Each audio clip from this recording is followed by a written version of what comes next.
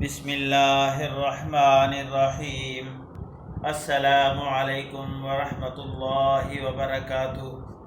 عن عائشہ رضی اللہ تعالی عنہ قالت قال رسول اللہ صلی اللہ علیہ وسلم الماہر بالقرآن مع السفرة الكرام البرة والذی یقرأ القرآن ویتتعتع فیہ وہو علیہ شاق لہ اجران۔